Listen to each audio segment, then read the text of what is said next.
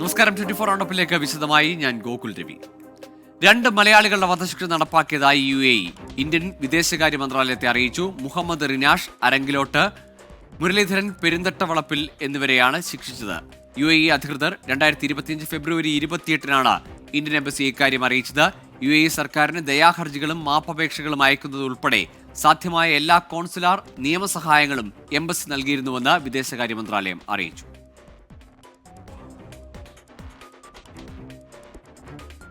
കണ്ണൂർ കരിക്കോട്ടക്കരിയിൽ ജനവാസ മേഖലയിൽ നിന്ന് മയക്കുവെടി വെച്ച് പിടികൂടിയ കാട്ടാന ചരിഞ്ഞു. കുട്ടിയാനയുടെ മുറിവിന് കാരണം പന്നിപ്പടക്കം കടിച്ചതെന്ന് റിപ്പോർട്ട്.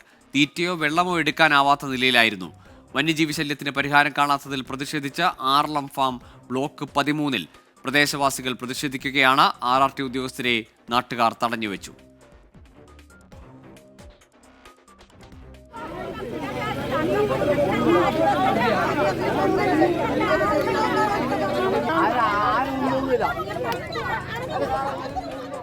അരുൺ പൂപ്പറമ്പുണ്ട് കണ്ണൂരിൽ നിന്ന് വിശദാംശങ്ങളുമായി. അരുൺ, ആദ്യം ആ കുട്ടിയാനയുടെ ചരിഞ്ഞതുമായി ബന്ധപ്പെട്ട വിവരങ്ങളിലേക്ക് വരാം.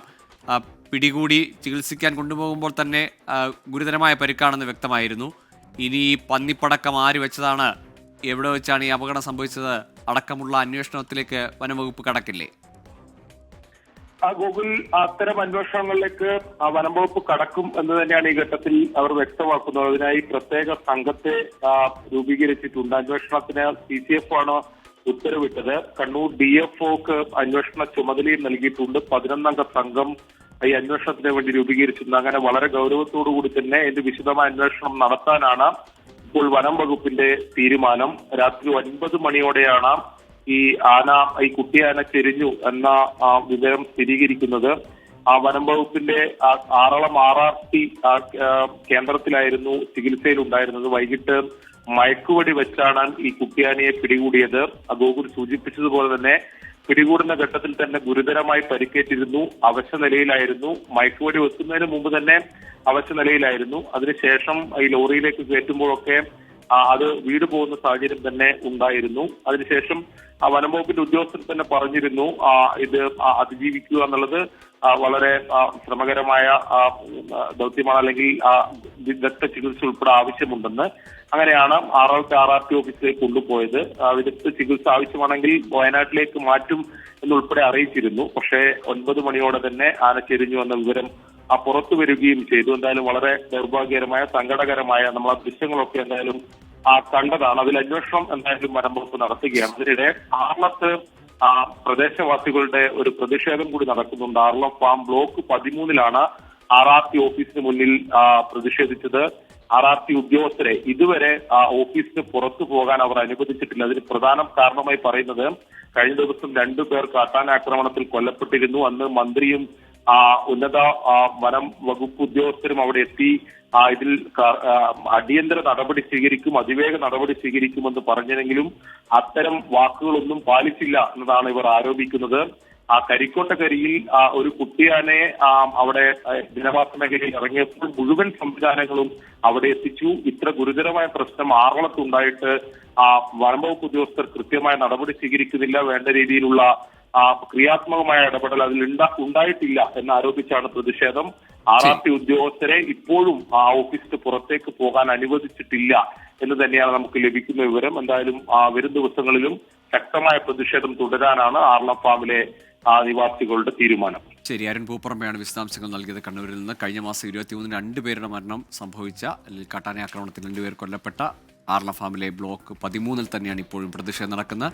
ആറളത്തെ മനുഷ്യരുടെ ജീവനെ അവഗണിക്കുന്നു, അവരുടെ സുരക്ഷയെ അവഗണിക്കുന്നു എന്നതാണ് അവരുടെ പ്രതിഷേധത്തിന് കാരണം. CPIM സംസ്ഥാന സമ്മേളനത്തിന് ഔപചാരിക തുടക്കം. തുടർഭരണത്തിന് തുടർച്ച ലക്ഷ്യമിട്ടുള്ള നവകേരള രേഖ നാളെ മുഖ്യമന്ത്രി പിണറായി വിജയൻ അവതരിപ്പിക്കും. സമ്മേളന നഗരിയായ കൊല്ലം ആശ്രാമം മൈതാനത്ത് CPIM കേന്ദ്ര കമ്മിറ്റി അംഗവും സംസ്ഥാന സമ്മേളന സംഘാടക സമിതി ചെയർമാനുമായ KN ബാലഗോപാൽ പതാക ഉയർത്തി. പ്രതിനിധി സമ്മേളനം നാളെ പോളിറ്റ് ബ്യൂറോ അംഗം പ്രകാശ് കാരാട്ട് ഉദ്ഘാടനം ചെയ്യും. വയലാറിൽ നിന്നുള്ള ദീപശിഖാചാരിയും കൊടിമര പതാക ജാഥകളും ആശ്രമ മൈതാനത്ത് സംഗമിച്ചതോടെ CPIM സംസ്ഥാന സമ്മേളനത്തിന്റെ ആരവമുയർന്നു. CPIM കേന്ദ്ര കമ്മിറ്റി അംഗവും സംസ്ഥാന സമ്മേളന സംഘാടക സമിതി ചെയർമാനുമായ KN ബാലഗോപാൽ സമ്മേളന നഗരിയിൽ പതാക ഉയർത്തി.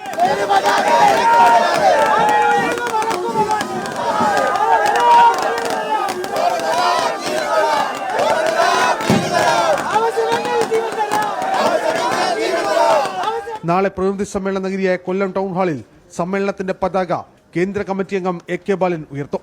തുടർന്ന് രക്തസാക്ഷി മണ്ഡപത്തിൽ പുഷ്പാർച്ചനയ്ക്ക് ശേഷം CPIM കോർഡിനേറ്റർ പോളിറ്റ് ബ്യൂറോ അംഗം പ്രകാശ് കാരാട്ട് പ്രതിനിധി സമ്മേളനം ഉദ്ഘാടനം ചെയ്യും. പ്രവർത്തന റിപ്പോർട്ടിന്മേലുള്ള അവതരണത്തിന് ശേഷം തുടർഭരണത്തിൽ തുടർച്ച ലക്ഷ്യമിട്ടുള്ള നവകേരള രേഖ CPIM പോളിറ്റ് ബ്യൂറോ അംഗവും മുഖ്യമന്ത്രിയുമായ പിണറായി വിജയൻ അവതരിപ്പിക്കും. തുടർന്ന് 7-ന് പ്രവർത്തന റിപ്പോർട്ടിന്മേലുള്ള പൊതുചർച്ചയും നടക്കും. നവകേരള രേഖയിൽ 8-ാം തീയതിയാണ് ചർച്ച നടക്കുന്നത്. പ്രവർത്തന റിപ്പോർട്ടിന്മേലുള്ള ചർച്ചയ്ക്ക് 8-ന് പാർട്ടി സെക്രട്ടറി മറുപടി പറയും. നവകേരള രേഖയുമായി ബന്ധപ്പെട്ട ചർച്ചയ്ക്ക് 9-ന് മുഖ്യമന്ത്രി പിണറായി വിജയനാകും മറുപടി പറയുക. AK ബാലനാണ് സമ്മേളനത്തിന്റെ പ്രസീഡിയത്തെ നിയന്ത്രിക്കുന്നത്. 24 കൊല്ലം. CPIM-ലെ പ്രായപരിധിയിൽ നിലപാട് വ്യക്തമാക്കി കേന്ദ്ര നേതൃത്വം. സംസ്ഥാന ഘടകങ്ങൾക്ക് തീരുമാനമെടുക്കാമെന്ന് CPIM പോളിറ്റ് ബ്യൂറോ അംഗം പ്രകാശ് കാരാട്ട് പറഞ്ഞു. സവിശേഷ മികവ് പുലർത്തുന്നവർക്ക് പ്രായപരിധിയിൽ ഇളവ് നൽകാൻ പാർട്ടിയുടെ ഭരണഘടനാപരമായ സംരക്ഷണം വേണമെന്ന് കേന്ദ്ര കമ്മിറ്റി അംഗം AK ബാലൻ അഭിപ്രായപ്പെട്ടു. 75 വയസ്സ് തികഞ്ഞവരെ മാത്രമേ സംസ്ഥാന സമ്മേളനത്തിൽ ഒഴിവാക്കുകയുള്ളൂവെന്ന് സംസ്ഥാന സെക്രട്ടറി MV ഗോവിന്ദൻ വ്യക്തമാക്കി. 75 വയസ്സ് പിന്നിട്ടവരെ നേതൃസമിതികളിൽ നിന്ന് ഒഴിവാക്കാനുള്ള തീരുമാനം നടപ്പിലാക്കുമ്പോൾ പ്രമുഖ നേതാക്കളാണ് കൊല്ലം സംസ്ഥാന സമ്മേളനത്തോടെ പുറത്തുപോകുന്നത്. പ്രായപരിധി അടിസ്ഥാനമാക്കിയുള്ള ഒഴിവാക്കൽ സംബന്ധിച്ച് നേതാക്കൾക്കിടയിൽ വലിയ ആശയക്കുഴപ്പങ്ങളുണ്ട്. 75 വയസ്സ് തികയാൻ പോകുന്നവരെയാണോ ഒഴിവാക്കുന്നത് അതോ പൂർത്തിയായവരെയാണോ എന്നതിലാണ് ആശയക്കുഴപ്പം. മാനദണ്ഡം എന്തായാലും സവിശേഷമായ പ്രവർത്തന മികവ് പുലർത്തുന്നവർക്ക് ഇളവ് നൽകണമെന്ന അഭിപ്രായവും പാർട്ടിയിൽ ശക്തമാണ്. പ്രത്യയശാസ്ത്രപരമായി, സംഘടനാപരമായി, രാഷ്ട്രീയമായി ഔട്ട്സ്റ്റാൻഡിംഗ് ആയിട്ടുള്ള ആൾക്കാർക്ക് കഴിഞ്ഞ പ്രാവശ്യം സഖാവ് പിണറായിക്ക് കൊടുത്തതുപോലെ തന്നെയുള്ള എക്സംഷൻ അത് നിലവിലുള്ള പാർട്ടി കമ്മിറ്റിക്ക് തോന്നിയാൽ അവരെ നിലനിർത്തണം. ഭരണഘടനാപരമായിട്ട് തന്നെ ആ രൂപത്തിലുള്ള ഒരു പ്രൊട്ടക്ഷൻ ഉണ്ടാകണം എന്നുള്ള അഭിപ്രായക്കാരനാണ് വ്യക്തിപരമായിട്ട് ഞാൻ. നേതൃസമിതികളിൽ അംഗമാകുന്നതിനുള്ള പരമാവധി പ്രായം 75ആയി കണ്ണൂർ പാർട്ടി കോൺഗ്രസ് തീരുമാനിച്ചെങ്കിലും ആർക്കൊക്കെ ഇളവ് നൽകണമെന്ന കാര്യത്തിൽ സംസ്ഥാന ഘടകങ്ങൾക്ക് തീരുമാനമെടുക്കാമെന്നാണ് കേന്ദ്ര നേതൃത്വത്തിന്റെ നിലപാട്. Kerala, each state has their own limit decided. They can decide, state committee. Each state has their own decision on this. അല്ലല്ല പറഞ്ഞ ഏജ് ലിമിറ്റ് തീരുമാനിക്കേണ്ടത് സ്റ്റേറ്റ് കമ്മിറ്റിയാണ്. സെൻട്രൽ കമ്മിറ്റിക്ക് വേണ്ടി സെൻട്രൽ കമ്മിറ്റി എടുക്കും, പിന്നെ state committees take for their states. സമ്മേളനകാലത്ത് 75 വയസ്സ് പൂർത്തിയായവരെ മാത്രമേ ഒഴിവാക്കുകയുള്ളൂ എന്ന് സംസ്ഥാന നേതൃത്വവും വ്യക്തമാക്കുന്നു. MV ഗോവിന്ദന്റെ ഈ വാക്കുകൾ പാർട്ടി നേതാക്കൾക്ക് വലിയ ആശ്വാസമാണ് നൽകുന്നത്. 75 വയസ്സാകാൻ ഏതാനും മാസങ്ങൾ മാത്രം ബാക്കിയുള്ള നേതാക്കൾക്ക് ഇളവ് ലഭിക്കുമെന്ന സൂചനയാണ് ഇതിലൂടെ പുറത്തുവരുന്നത്. TP രാമകൃഷ്ണനും EP ജയരാജനുമൊക്കെ ഇതിൽ ഉൾപ്പെടുന്നു. ഓഗസ്റ്റ് മാസത്തിൽ 75 തികയുന്ന AK ബാലനും ഇളവ് ലഭിച്ചേക്കാം. എന്നാൽ വ്യക്തിപരമായി ഇനി തുടരാനില്ലെന്ന വികാരത്തിലാണ് AK ബാലൻ. കൊല്ലത്ത് നിന്ന് സതീഷിനും അഭിലാഷ് തൊഴിലുംകോടിനൊപ്പം R ശ്രീജിത്ത്, 24. കൊല്ലം സമ്മേളനത്തിന്റെ ലക്ഷ്യം കേരളത്തിലെ ഭരണ തുടർച്ചയെന്ന് പോളിറ്റ് ബ്യൂറോ അംഗം MA ബേബി. വിനയത്തോടെ മുന്നോട്ട് പോയാൽ തുടർഭരണത്തിന് തുടർച്ച നേടിയെടുക്കാൻ കഴിയും. അതിന് ക്ഷമയോടെ ജനങ്ങൾ പറയുന്നത് കേൾക്കണമെന്നും MA ബേബി പറഞ്ഞു. നിയമസഭാ തെരഞ്ഞെടുപ്പിൽ LDF-നെ ആര് നയിക്കുമെന്നത് ചർച്ച ചെയ്തിട്ടില്ലെന്ന് CPIM polit bureau coordinator Prakash Karat. CPIM-ൽ 75 വയസ്സ് പ്രായപരിധി നേരത്തെ നിശ്ചയിച്ചു കഴിഞ്ഞതെന്നും പ്രകാശ് കാരാട്ട് പറഞ്ഞു. കൊല്ലം സംസ്ഥാന സമ്മേളനത്തിന്റെ മുഖ്യ കടമ തുടർഭരണത്തിന് ഒരു തുടർച്ച നേടിയെടുക്കുക എന്നുള്ളതാണ്. അതിന് ക്ഷമാപൂർവം വിനയത്തോടുകൂടി ജനങ്ങളുമായി ബന്ധപ്പെട്ട് ജനങ്ങളെ വസ്തുതകൾ പറഞ്ഞ് മനസ്സിലാക്കി നമ്മളെ ചില കാര്യങ്ങൾ ജനങ്ങൾ പറഞ്ഞ് ബോധ്യപ്പെടുത്താൻ ശ്രമിക്കും. ജനങ്ങൾ നമ്മളോട് പറയുന്ന കാര്യങ്ങളിൽ നമ്മൾ ഉൾക്കൊള്ളാനുള്ള കാര്യങ്ങൾ നമ്മൾ ജനകീയ പ്രസ്ഥാനം ഉൾക്കൊള്ളണം. അത്തരം ഒരു പ്രവർത്തനവും ജനങ്ങളുടെ അവകാശങ്ങൾക്ക് വേണ്ടിയുള്ള പോരാട്ടവുമായി മുന്നോട്ട് പോകാൻ കഴിഞ്ഞാൽ തുടർഭരണത്തിന് ഒരു തുടർച്ച നമുക്ക് സ്ഥാപിക്കാൻ കഴിയും. Kerala, each state has their own limit decided. They can decide, state committee. Each state has their own decision on this. അല്ലല്ല പറഞ്ഞ ഏജ് ലിമിറ്റ് തീരുമാനിക്കേണ്ടത് സ്റ്റേറ്റ് കമ്മിറ്റിയാണ്. സെൻട്രൽ കമ്മിറ്റിക്ക് വേണ്ടി സെൻട്രൽ കമ്മിറ്റി എടുക്കും, പിന്നെ state committees take for their States. വേറെ വേറെ സ്റ്റേറ്റാണ്. ചില സ്റ്റേറ്റിൽ കേരളത്തിൽ 75ആണ്, തമിഴ്നാട്ടിൽ 72ആണ്, ആന്ധ്രാപ്രദേശിൽ 70ആണ്. ഓരോരോ സംസ്ഥാനത്ത് they can take A decision. Ragging തടയാൻ സംസ്ഥാന സർക്കാർ കർശന നടപടി സ്വീകരിക്കണമെന്ന് ഹൈക്കോടതി. സംസ്ഥാനത്തെ റാഗിംഗ് കേസുകളിൽ UGCയെ കക്ഷി ചേർക്കാൻ റാഗിംഗ് കേസുകൾ പരിഗണിക്കാനായി രൂപീകരിച്ച പ്രത്യേക ബെഞ്ച് നിർദ്ദേശം നൽകി. റാഗിംഗുമായി ബന്ധപ്പെട്ട കേസിൽ കക്ഷി ചേരുമെന്ന് രമേശ് ചെന്നിത്തല 24-നോട് പറഞ്ഞു.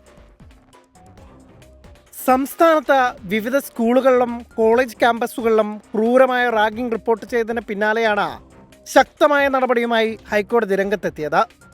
സംസ്ഥാനത്തെ റാഗിംഗ് വിരുദ്ധ നിയമം പരിഷ്കരിക്കണമെന്ന് ഹൈക്കോടതി ആവശ്യപ്പെട്ടു. റാഗിംഗ് വിരുദ്ധ നിയമത്തിന് കീഴിൽ ചട്ടങ്ങൾ രൂപീകരിക്കണം. UGC മാർഗനിർദ്ദേശങ്ങളുടെ പശ്ചാത്തലത്തിൽ വേണം ചട്ടങ്ങൾ.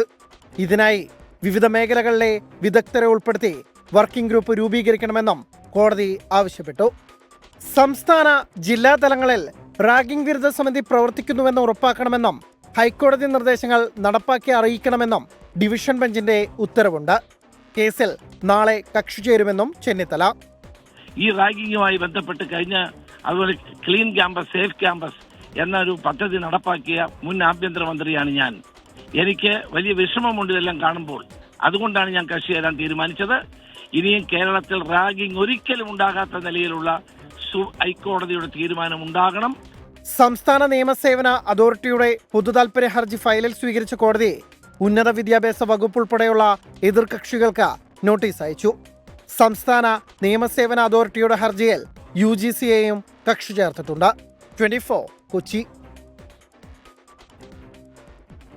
ആശാ വർക്കേഴ്സിന്റെ സമരത്തിൽ രാഷ്ട്രീയ വാക്പോര് തുടരുന്നു. സംസ്ഥാനത്ത് നൽകേണ്ട തുക നൽകിയെന്ന കേന്ദ്രത്തിന്റെ വാദം സംസ്ഥാന സർക്കാർ തള്ളി. ഓണറേറിയം സംബന്ധിച്ച ആരോഗ്യമന്ത്രി വീണ ജോർജിന്റെ കണക്കുകൾ തെറ്റെന്ന് പ്രതിപക്ഷ നേതാവ് VD സതീശൻ പറഞ്ഞു. സംസ്ഥാനത്തിന് നൽകേണ്ട മുഴുവൻ തുകയും നൽകിയെന്ന് മാത്രമല്ല, അനുവദിച്ച തുകയേക്കാൾ കൂടുതലാണ് നൽകിയത് എന്നാണ് കേന്ദ്രത്തിന്റെ അവകാശവാദം. കേന്ദ്രം വിശദീകരിച്ചല്ലോ അതിന്റെ കണക്ക് സഹിതം.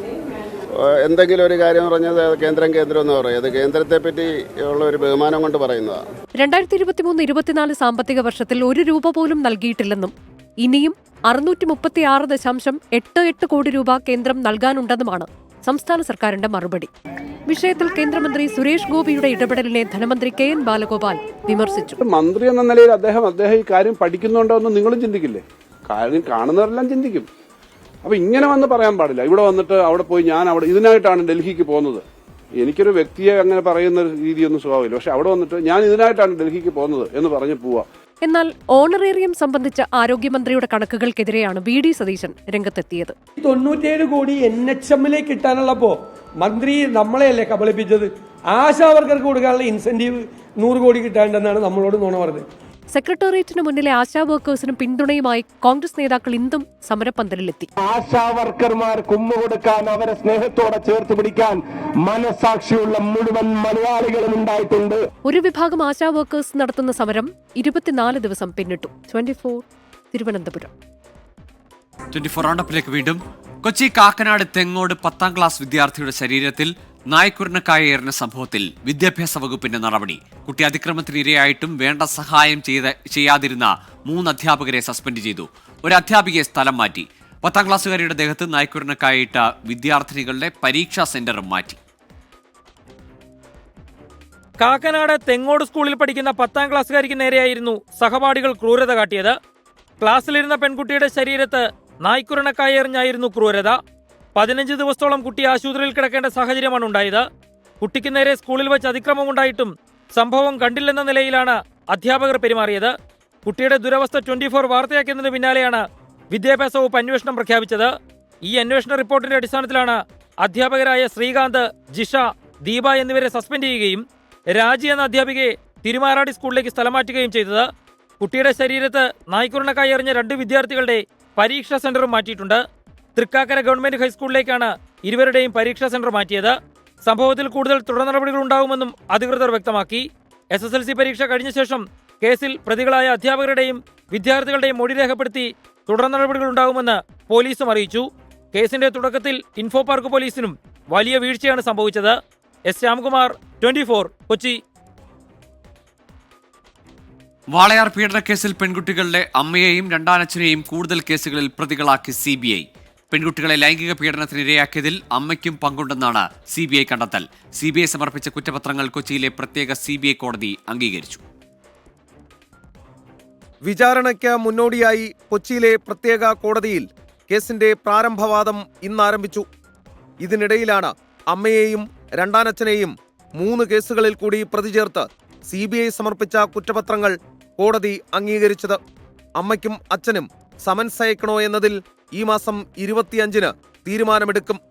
വാളയാറിൽ പ്രായപൂർത്തിയാകാത്ത പെൺകുട്ടികളെ ലൈംഗിക പീഡനത്തിന് ഇരയാക്കിയതിൽ അമ്മയ്ക്കും പങ്കുണ്ടെന്നാണ് CBI കണ്ടെത്തൽ. ആകെയുള്ള 9 കേസുകളിൽ 6 എണ്ണത്തിൽ അമ്മയെയും അച്ഛനെയും പ്രതി ചേർത്തതായി CBI കോടതിയെ അറിയിച്ചു. 3 കേസുകളിൽ പ്രതി ചേർക്കാനുള്ള നടപടികൾ തുടരുകയാണ്. മക്കളുടെ മുന്നിൽ വെച്ച് 1-ാം പ്രതി അമ്മയുമായി ലൈംഗിക ബന്ധത്തിലേർപ്പെട്ടെന്നും ഇളയ കുട്ടിയെ പ്രകൃതി വിരുദ്ധ ലൈംഗിക പീഡനത്തിന് ഇരയാക്കിയത് അമ്മയുടെ അറിവോടെയാണെന്നും കൊച്ചി CBI കോടതിയിൽ നൽകിയ കുറ്റപത്രത്തിൽ അന്വേഷണ സംഘം വ്യക്തമാക്കുന്നു.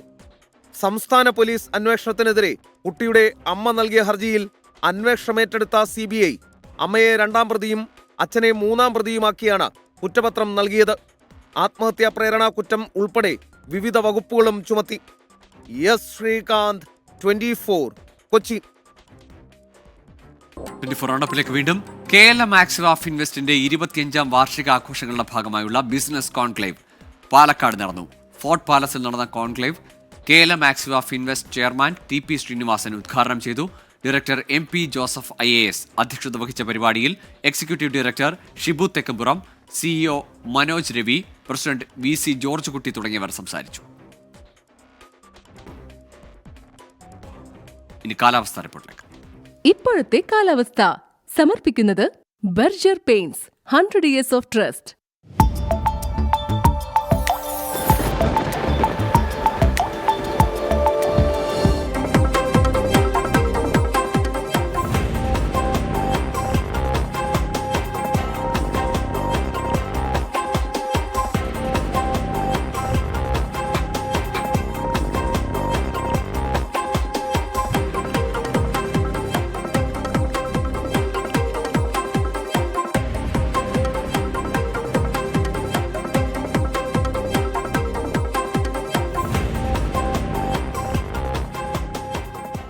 സ്റ്റാർട്ടപ്പ് രംഗത്തെ കേരളത്തിന്റെ നേട്ടമെന്ന റിപ്പോർട്ട് പണം നൽകി തയ്യാറാക്കിയതെന്ന ആരോപണവുമായി പ്രതിപക്ഷ നേതാവ് VD സതീശൻ.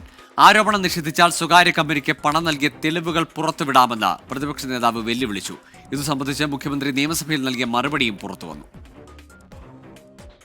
സംസ്ഥാന സർക്കാർ സംഘടിപ്പിച്ച നിക്ഷേപ സംഗമ പരിപാടിയിൽ ഉൾപ്പെടെ ഉയർത്തിക്കാട്ടിയതാണ് സ്റ്റാർട്ടപ്പ് ജനോമിന്റെ റിപ്പോർട്ട്. വ്യവസായ സൂചികയിൽ കേരളം 1ാമതെന്നതായിരുന്നു റിപ്പോർട്ട്. പണം നൽകി തയ്യാറാക്കിയ റിപ്പോർട്ടാണിതെന്നാണ് പ്രതിപക്ഷ നേതാവിന്റെ ആരോപണം. $48,000 ഈ കമ്പനിക്കായി നൽകിയിട്ടുണ്ട്. 2019-21 കോവിഡ് കാലവുമായി താരതമ്യപ്പെടുത്തിയാണ് റിപ്പോർട്ട് തയ്യാറാക്കിയതെന്നും പ്രതിപക്ഷ നേതാവ് VD സതീശൻ. 2021 മുതൽ പണം നൽകിക്കൊണ്ടിരിക്കുകയാണ്. മൊത്തം $48,000 ഈ 21 മുതൽ 24 വരെ സ്റ്റാർട്ടപ്പ് ജനോം എന്നുള്ള കമ്പനിക്ക് കൊടുത്തിരിക്കുന്നത്. അങ്ങോട്ട് പണം കൊടുത്ത് ആ സ്ഥാപനത്തിനെ കൊണ്ട് റിപ്പോർട്ട് ഉണ്ടാക്കിച്ച് ആ റിപ്പോർട്ടാണ് വലിയ റിപ്പോർട്ടാണെന്ന് പറയുന്നത്. ഞങ്ങളിത് ആരോപണമായിട്ട് തന്നെയാണ് ഉന്നയിക്കുന്നത്. അവർക്ക് പണം കൊടുത്തുണ്ടാക്കിയതാണ്. ഈ ആരോപണം നിഷേധിച്ചാൽ അതിനുള്ള തെളിവുകൾ ഞങ്ങൾ ഹാജരാക്കാം. സ്റ്റാർട്ടപ്പ് ജനോം എന്ന കമ്പനിയുടെ ഉപഭോക്താവാണ് കേരള സ്റ്റാർട്ടപ്പ് മിഷൻ എന്നും VD സതീശൻ ആരോപിക്കുന്നു. അതിന്റെ സ്റ്റാർട്ടപ്പ് ജനോമിന് പണം നൽകിയെന്ന് മുഖ്യമന്ത്രി നിയമസഭയിൽ സമ്മതിക്കുന്ന രേഖകളും പുറത്തുവന്നു. കേരളത്തിലെ വ്യവസായ മേഖലയെ ചൊല്ലിയുള്ള അവകാശവാദങ്ങളും തർക്കങ്ങളും തുടരുന്നതിനിടെയാണ് പുതിയ ആരോപണവുമായി പ്രതിപക്ഷ നേതാവ് രംഗത്തെത്തിയത്. വിഷയത്തിൽ സർക്കാരിന്റെ ഭാഗത്ത് നിന്ന് മറുപടി ലഭിച്ചിട്ടില്ല. 24 തിരുവനന്തപുരം. ഇതോടെ 24 റൗണ്ട് പൂർണ്ണമാകുന്നു. നമസ്കാരം.